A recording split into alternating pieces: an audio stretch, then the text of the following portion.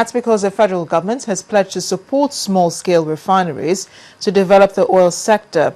The Minister of Information and Communications, Mr. Labaran Maku, told a news conference that government support will only be available to indigenous refineries who make their technology available through legal channels. Our correspondent, Amaka Okafo, reports. Officials of the Niger Delta Development Commission, Subsidy Reinvention Program, SHOPI, and the Petroleum Development Trust Fund at a news conference to give scorecards of their performance in the last 2 years. In 2012, we provided a seed money of 1 billion naira for those who are trained in various skills. We have employed more than 5,000 youths that are going around the projects that are going on across the region. The Zero Pothole Program, which we are dealing with FEMA. In this program, we work with FEMA to supply automatic road patchers. Our ambition is for those roads we are not able to completely finish, we are making sure that they are patched. And it provides employment. We've employed about 12,400 persons with supervisors across the various areas. The Minister of Information attributes the achievement of government to the doggedness of the administration of President Goodluck Jonathan to make the revenue of the country count at all times. He urged Nigerians to hold both local and state governments accountable to ensure that the effect of the country's revenue is felt at all levels. States have collected hundreds of millions from SHOPI. Local governments have collected. It is left for the states, the citizens at all levels to also ensure there is transparency and accountability and proper utilization of that money. Because the money accruing, if properly utilized as we're doing at the federal level, it will definitely impact significantly on the lives of people. Mr. Mark also urged oil thieves to take advantage of government policies to stop their illegal activities, especially in the oil sector. When you want to set up a small-scale industry, there are procedures. The technology will be verified, the method of production. It doesn't have to be a sophisticated refinery. And we are ready to partner to improve on the method through PTDL, where we can support people who really have the know-how, capacity, and transparency to refine at whatever level. While tangible achievements have been made in the oil and gas sector, Nigerians are hopeful that success will be made in other critical sectors of the economy if its transformation agenda is to be achieved. Amaka Okafo, Channels Television News. It was aimed at dousing the tension in the political atmosphere in Rivers State, but the takeover of the State House of Assembly by the National Assembly is beginning to raise dust. A state chapter of the People's Democratic Party says a decision by the federal lawmakers to assume the functions of the state is too hasty and cannot be in the best interest of Rivers State. In a statement signed by the spokesperson to the chairman of the Rivers State PDP, Mr. Jerry Needham, the party expressed dissatisfaction with the position of the National Assembly, saying the takeover has created a vacuum in the governance of the state and will further weaken the collapsing leadership structure of the current administration. The party insists that it is evident that the only reason for their unnecessary intervention is to save Governor Chibuike Amechi from a possible impeachment. We're staying with the Rivers State crisis. While the state PDP is not convinced that the takeover of the State Assembly is the right thing to do, some of the lawmakers have praised the decision. While speaking with our correspondent in Port Harcourt, the state capital, the lawmakers insist it is to bring peace back to the state. I think history is being made. But apart from that, I'm very jealous because I was elected by my constituents to represent them in lawmaking. I do not want or wish anybody to take over my functions in the tenure in which I've been elected. But if it's for peace, and if it's for security, and if it will also make the country and the states worthwhile, then it will be a worthy sacrifice to be paid. This is done in the national interest, and particularly in the interest of Rivers State. And I think that as law-abiding citizens, which is also part and parcel of the fact that we are also lawmakers, we have no axe to grind on this in this matter, if only this is the path to peace.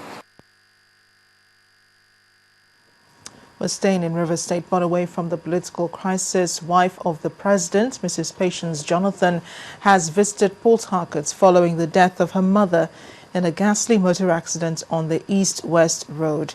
Mrs. Jonathan was received at the Port Harcourt Airport by wife of the River State Governor, Mrs. Judith Amechi, who later paid a condolence visit to the King's residence of the late Oba.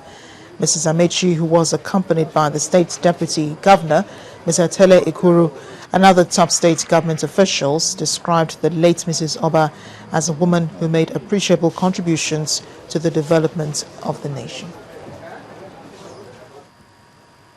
Turning to education now, going by several agreements reached with the federal government after it resumed talks today, the Academic Staff Union of Universities has given indication that it may call off its indefinite strike action next week.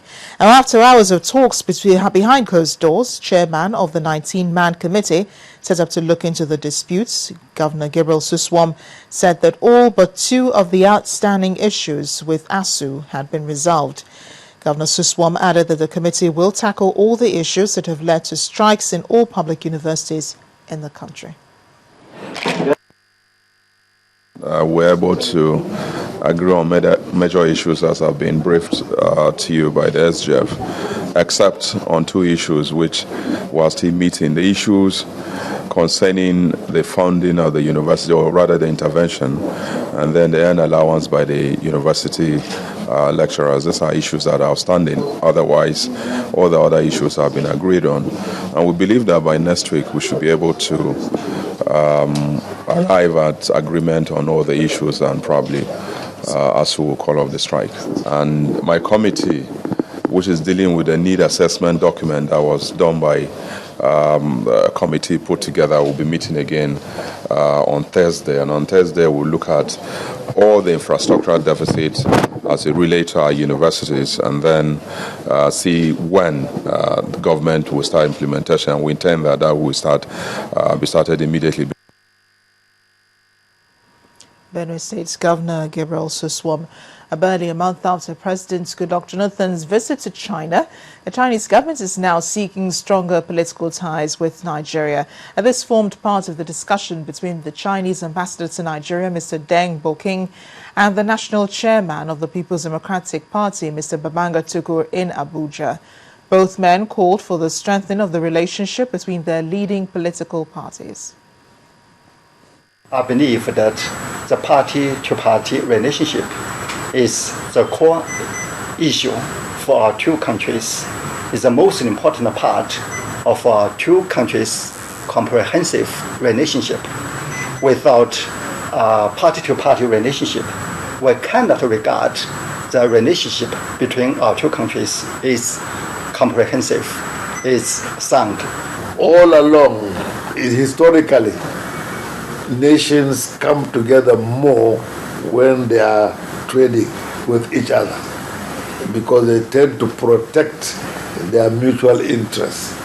So with China and Nigeria developing business in all respects is the bonding of the relationship. And we are looking forward to that. We want to strengthen that. We want to make sure that it so overwhelmingly. Turn to elections now. The Independent National Electoral Commission is leaving no stone unturned in its quest to ensure effective participation in elections.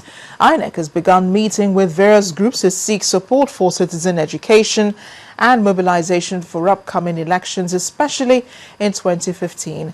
Permanent voter cards, delimitation of electoral constituents, and guidelines for political parties are some of the issues discussed at the meetings.